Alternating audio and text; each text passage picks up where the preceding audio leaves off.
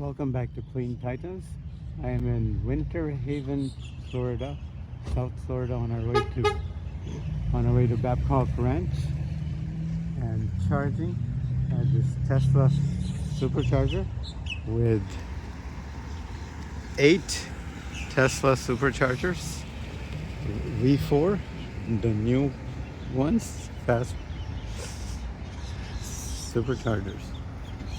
Very conveniently located at this Wawa gas station, and there's other retail around along the highway, this local state highway. And Wawa, as you know, has lots of good food items, food options, and plenty of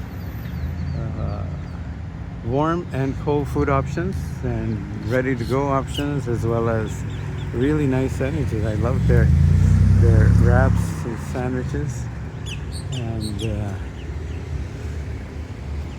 they got all the usual stuff and nice clean bathrooms and 24-hour facilities, which is nice. Please like, share, subscribe, tell your friends about Clean Titans. Please consider supporting Clean Titans on Buy Me a Coffee, and watch our long form videos and documentaries. Some of the long form interviews are deep dives and such amazing people doing amazing things all over the world to clean up our future, with 25 countries and 6 continents covered already.